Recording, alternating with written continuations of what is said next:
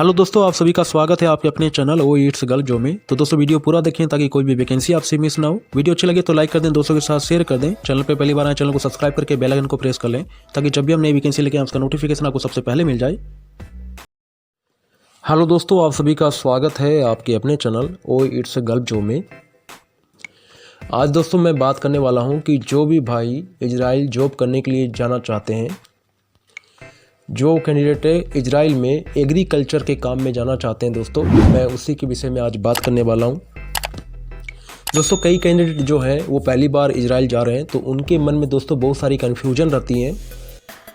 उनको दोस्तों ये कन्फ्यूजन रहती है कि अगर आप एग्रीकल्चर के काम में जाते हो तो आपको वहाँ पे काम कैसा मिलेगा और वहाँ पे आपको रहने के लिए रूम कैसा मिलेगा, और सैलरी दोस्तों टाइम पर मिलती है कि नहीं मिलती है। और वहाँ पे दोस्तों कई बार ऐसा होता है कि कोई इमरजेंसी काम हो जाता है कैंडिडेट को, अगर वो किसी भी फैमिली में कोई ऐसा इमरजेंसी हो जाता है तो आप वहाँ से आ सकते हो कि नहीं आ सकते हो। और दोस्तों पासपोर्ट जो होता है आपका, वो आपकी कंपनी रखती है कि आपके पास में रहता है। तो दोस्तों ये सभी सवाल अगर आपके मन में भी है तो दोस्तों आज मैं इसी के बारे में डिस्कस करने वाला हूँ, बातें करने वाला हूँ। तो दोस्तों ये सभी सवालों के जवाब आपको जानने बहुत ज़रूरी है, क्योंकि सभी कैंडिडेट जो हैं इजराइल पहली बार जाने वाले हैं, फर्स्ट टाइम जाने वाले हैं, तो ये सभी सवालों का जवाब आपको पता होना चाहिए। तो दोस्तों वीडियो पूरा देखें ताकि आपको सभी सवालों के जवाब आपको मिल जाएं। और वीडियो अगर आपको अच्छी लगी तो लाइक कर दें, दोस्तों के साथ शेयर कर दें। चैनल पे पहली बार आए चैनल को सब्सक्राइब करके बेल आइकन को प्रेस कर लें ताकि जब भी हम नई वैकेंसी या न्यूज़ लेके आएँ उसका नोटिफिकेशन आपको सबसे पहले मिल जाए। तो दोस्तों जो भी कैंडिडेट इजराइल जाएंगे एग्रीकल्चर के काम में, तो दोस्तों आपको वहाँ पे काम कैसा मिलेगा, आपको रूम कैसा मिलेगा, आपको सैलरी कितना मिलेगा, और आपको कभी इमरजेंसी हो जाए तो आप वहाँ से कैसे आ सकते हैं। पासपोर्ट दोस्तों आपके पास रहता है या कंपनी रखती है, तो दोस्तों सारी आपको जानकारी इस वीडियो में मिलने वाली है। तो दोस्तों वीडियो पूरा देखें, शुरू से लास्ट तक देखें ताकि आपको सभी बातों की जानकारी मिल जाए। एग्रीकल्चर में जो जाना चाहते हैं खेती बाड़ी के लिए, उनके लिए दोस्तों ये इन्फॉर्मेशन मैं लेके आया हूँ। फिर भी दोस्तों आपके मन में अगर कोई सवाल हो तो आप मेरे को कमेंट करके पूछ सकते हैं। दोस्तों आगे की जो जानकारी है आपको देने के पहले मैं आपको कुछ सूचना भी बताने वाला हूँ कि अभी इजराइल का जो रिक्वायरमेंट है दोस्तों कम से कम 8 राज्यों में चलने वाला है। तो 8 राज्यों में दोस्तों पहले तो आपका ये हरियाणा में हो चुका है, रोहतक में महर्षि दयानंद विश्वविद्यालय में, और सेकंड जो आपका हुआ था वो दोस्तों लखनऊ में हुआ था यूपी में, और अभी दोस्तों आपका राजस्थान में, बिहार में और कई और जगह हैं दोस्तों, 3-4 और जगह हैं, मिजोरम में, आपका एमपी में, कई जगह होने वाला है। तो दोस्तों इस बात का ज़रूर ध्यान रखें। और हमारे चैनल पे आपको एक वीडियो मिल जाएगा जिसमें आप ऑनलाइन जा करके रजिस्ट्रेशन कर सकते हैं। जी हाँ दोस्तों, ऑनलाइन रजिस्ट्रेशन कीजिएगा तभी आप वहाँ पे जा करके आप इंटरव्यू दे सकते हैं। तो इसके लिए आप दोस्तों हमारे चैनल पे जा करके ऑनलाइन रजिस्ट्रेशन कैसे करते हैं उसका वीडियो डाला हुआ है, तो आप उसको भी जाके देख लें, और मैं आई बटन पे भी आपको दे दूंगा, आप उस पर भी क्लिक करके देख सकते हैं ताकि आपका ऑनलाइन रजिस्ट्रेशन हो जाएगा। तो आप आगे इजराइल जॉब के लिए एप्लीकेबल रहेंगे और अप्लाई कर सकेंगे, आपको कोई दिक्कत नहीं आएगी। और जो भी कैंडिडेट अप्लाई करता है दोस्तों ऑनलाइन रजिस्ट्रेशन करने के बाद में, तो उसके पास दोस्तों मैसेज आ जाते हैं, क्योंकि आपका ऑनलाइन जब रजिस्ट्रेशन हो जाता है दोस्तों तो कोई भी इंटरव्यू जब भी होता है किसी भी स्टेट में होगा तो आपके पास उसका इन्फॉर्मेशन आपके मोबाइल पे मिल जाता है, आपके ईमेल आईडी पे। अगर आप ईमेल आईडी डालते हैं तो ईमेल आईडी पे आ जाता है, नंबर डालते हैं नंबर पे भी आ जाता है, तो मैसेज आपके पास आ जाते हैं। तो दोस्तों सबसे पहले मैं बात करने वाला हूं कि आप जब इजराइल जाते हो, जो भी कैंडिडेट इजराइल जाना चाहता है एग्रीकल्चर के काम में, तो आपको सबसे पहले वहां पे जो सैलरी मिलने वाली है वो सैलरी कितनी मिलेगी दोस्तों।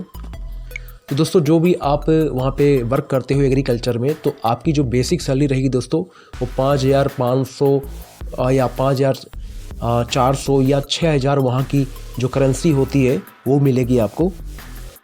दोस्तों आपकी जो 8 घंटे की सैलरी जो रहेगी वो 5,500 या 600 न्यू स्केल जो इजराइल करेंसी का नाम है वो आपको मिलने वाली है दोस्तों, जिनको अगर आप दोस्तों इंडियन पैसे में कन्वर्ट करोगे तो आपकी जो सैलरी बनेगी दोस्तों 1,20,000 से लेके 1,35,000 40,000 तक बनती है। इसके बाद में दोस्तों मैं बात करने वाला हूँ कि आप जो भी कैंडिडेट है इजराइल में एग्रीकल्चर के काम के लिए जाते हैं तो उनको दोस्तों रूम कैसा मिलने वाला है। तो दोस्तों रूम भी बहुत इंपॉर्टेंट होता है, क्योंकि आप पहली बार जा रहे हैं तो आपको पता होना चाहिए कि वहाँ पे आपको रूम कैसा मिलेगा। तो दोस्तों आपको वहाँ पे जो रूम मिलेगा वो दोस्तों एक कंटेनर का रूम मिलता है। कंटेनर का रूम जो कैंडिडेट पहले इंडिया के बाहर काम कर चुके हैं उनको पता होगा कि कंटेनर का रूम कैसा होता है। और एक रूम के अंदर कम से कम आप 4 से 5 कैंडिडेट को डाला जाता है। कोई बड़ा रूम होता है उसमें 8 से 10 कैंडिडेट भी रहते हैं। तो दोस्तों या तो आपको कंटेनर का रूम मिलेगा या फिर दोस्तों आपको एक छोटा बिल्डिंग मिलेगी जिसमें छोटे छोटे कमरे होते हैं, जिसमें भी आप 3 से 4 कैंडिडेट रहते हो। तो वैसा आपको छोटा बिल्डिंग भी मिल सकता है या कंटेनर मिल सकता है, क्योंकि ज़्यादा करके दोस्तों कंटेनर ही होता है। क्योंकि ज़्यादा करके कंटेनर इसलिए होता है कि कंटेनर में आपको सर्दी और गर्मी का जो टेम्परेचर होता है बाहर का वो आपको महसूस नहीं होता है। इसलिए ज़्यादा करके कंटेनर के रूम आपको बाहर मिलते हैं, ताकि उसमें क्या कंटेनर का जो मैन्युफैक्चरिंग है इस तरीके से होता है जिसमें आपका ऐसा वो रहता है कि आपका बाहर से जो गर्मी का प्रभाव है वो रूम के अंदर नहीं आता, और सर्दी का प्रभाव है वो भी रूम के अंदर इतना नहीं आता, बहुत कम टेम्परेचर रूम के अंदर आ पाता है। तो इसलिए कंटेनर का रूम ही ज़्यादा करके वहाँ पे मिलता है। लेकिन कई कंपनियाँ क्या बिल्डिंग भी परचेज कर रखी हैं और कई रेंट पे भी लेती हैं। जो बिल्डिंग में रहते हैं उनको गर्मी और सर्दी का प्रभाव पूरा मतलब जैसा कंटेनर में मिलता है उससे ज़्यादा मिलता है, क्योंकि गर्मी का प्रभाव दीवारों पे होता है, सर्दी का भी प्रभाव दीवारों पे होता है। तो दोस्तों दो टाइप के आपको रूम मिलने वाले हैं। और दोस्तों इसके बाद में मैं बात करने वाला हूँ कि आप जब इजराइल जाते हो और वहाँ पे आपका वर्क परमिट मिल जाता है, तो आप जब वहाँ पे जाते हो दोस्तों तो आपका जो पासपोर्ट है वो आपका कंपनी रखेगा या आपके पास रहेगा, यही बताने वाला हूँ। तो दोस्तों एक बात हमेशा याद रखना, अदर जितनी भी कंट्री हैं दोस्तों उनके अंदर जैसे गल्फ़ कंट्री में जो कैंडिडेट रहते हैं उनका जो पासपोर्ट होता है वो कंपनी रखती है। लेकिन एक्चुअल में रूल ये होता है कि पासपोर्ट कैंडिडेट के पास में होना चाहिए, जो जिसका पासपोर्ट है उसी के पास होना चाहिए। तो ऐसा दोस्तों इजराइल में नहीं है। इजराइल में आपको जो पासपोर्ट है आपका वो आपके पास ही रहेगा, वो कंपनी नहीं रखेगी। तो पासपोर्ट आपके पास ही रहेगा, तो आपको ही उसका ध्यान रखना है, पासपोर्ट को संभाल के रखना है। दोस्तों आगे मैं बात करने वाला हूं कि आपको इमरजेंसी, अगर किसी कारण से इमरजेंसी हो जाती है आपके पीछे फैमिली मेम्बर में, तो आप इजराइल से छुट्टी लेकर के आ सकते हो कि नहीं आ सकते हो। आप दोस्तों इजराइल जब एग्रीकल्चर के लिए जॉब के लिए जाते हो तो आपको दोस्तों वहां पर किसी इमरजेंसी के कारण वापस घर आना हो तो उसके लिए आपको क्या करना पड़ता है। तो दोस्तों जो भी कैंडिडेट के पास इमरजेंसी के लिए छुट्टी चाहिए उसको, और इमरजेंसी के लिए वो जाना चाहता है, तो उसके लिए दोस्तों आपको 30 दिन पहले आपको एक लेटर लिखना पड़ेगा, एप्लीकेशन लिखना पड़ेगा, और उस एप्लीकेशन को लिख करके आपको कंपनी में सबमिट करना पड़ता है। तो एप्लीकेशन दोस्तों देने के बाद में आपको छुट्टी मिल जाती है, लेकिन 30 दिन पहले आपको बताना पड़ेगा। ये वहाँ का रूल है, क्योंकि अभी मैंने एक न्यूज देखा था, उस न्यूज के अंदर भी मुझे वैसा ही बताया गया कि वहाँ पे जो कैंडिडेट रहते हैं अगर किसी को इमरजेंसी छुट्टी जाना है तो उनको दोस्तों वैसे तो कंपनी छुट्टी दे देती है, लेकिन कई बार ऐसा होता है कि कई कैंडिडेट ऐसे भी होते हैं जो बहाना बनाते हैं, समझ रहे हैं आप, क्योंकि कई कैंडिडेट ऐसे भी हैं जो बहाना बना करके इमरजेंसी छुट्टी लेके जाते हैं। तो इसके लिए वहाँ पे छानबीन भी की जाती है कि आप किस कारण से जा रहे हो, क्यों जा रहे हो, उसका आपको प्रूफ भी देना पड़ेगा, वहाँ पे प्रमाण भी देना पड़ेगा। अगर कोई आप कह देते हैं कि हमारा कोई रिश्तेदार जो फैमिली मेम्बर है या कहीं हॉस्पिटल में भर्ती है, तो आपको वो प्रूफ देना पड़ेगा, उनका मेडिकल का सर्टिफिकेट वगैरह जो भी उनका है रिपोर्ट वगैरह वो सब वहाँ पे सबमिट करना पड़ेगा, तभी आपको इमरजेंसी छुट्टी मिलेगी। नहीं तो ऐसे आपको 30 दिन पहले बताना पड़ता है, तब जाके आपको छुट्टी मिलती है। तो दोस्तों आप जब इजराइल जाओगे एग्रीकल्चर के काम में, तो आपको दोस्तों वहाँ पे खेती बाड़ी का सभी काम आपको करना पड़ेगा। जैसे दोस्तों वहाँ पे आप सब्जी लगाने का हो गया, सब्जी लगाने का काम हो गया दोस्तों, सब्जी तोड़ने का काम हो गया, और आपको फ्रूट लगाने का काम हो गया।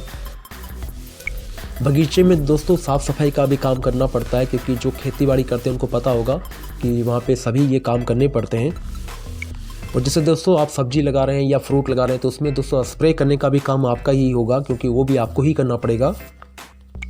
जैसा दोस्तों इंडिया में जो एग्रीकल्चर का काम करते हैं, खेती बाड़ी का काम करते हैं, सेम वैसा ही आपको काम वहाँ पे इजराइल में भी करना पड़ेगा। लेकिन वहाँ का थोड़ा आपको ये बेनिफिट होता है कि वहाँ का थोड़ा इन्वायरमेंट जो है वो थोड़ा अलग होता है दोस्तों। तो दोस्तों आज की इस वीडियो में मैंने आपको बताया है कि आप जो भी कैंडिडेट एग्रीकल्चर के लिए आप अप्लाई करना चाहते हैं इजराइल कंट्री में, जो भी इजराइल कंट्री एग्रीकल्चर के लिए काम के लिए जाना चाहते हैं तो दोस्तों उनको ये सभी काम करने होते हैं। और आपको मैंने ये भी बता दिया कि आपका पासपोर्ट आप रखोगे या कंपनी रखेगा, और आपकी सैलरी टाइम से मिलेगी कि नहीं मिलेगी ये भी सब बता दिया दोस्तों। क्योंकि दोस्तों इजराइल एक ऐसा कंट्री है जो सबसे ज़्यादा सैलरी देने वाला कंट्री बना हुआ है पूरे वर्ल्ड के अंदर। तो दोस्तों इस कंट्री में जो भी कैंडिडेट जाएगा उसके लिए बहुत ही अपॉर्चुनिटी है, बहुत ही अच्छी अपॉर्चुनिटी है। और उनको ऐसा मान लो कि 5 साल के अंदर उनकी पूरी लाइफ सेट हो जाएगी। तो ऐसा अपॉर्चुनिटी है दोस्तों। तो आपको ये सोचना, आपको पता होना चाहिए कि आपको वहाँ पे क्या क्या कंपनी के द्वारा आपको मिल रहा है। तो दोस्तों वीडियो अच्छी लगे तो लाइक कर दें, दोस्तों के साथ शेयर कर दें। चैनल पे पहली बार आए चैनल को सब्सक्राइब करके बेल आइकन को प्रेस कर लें, ताकि जब भी हम नई वैकेंसी या कोई न्यूज़ अपडेट लेके आए उसका नोटिफिकेशन आपको सबसे पहले मिल जाए।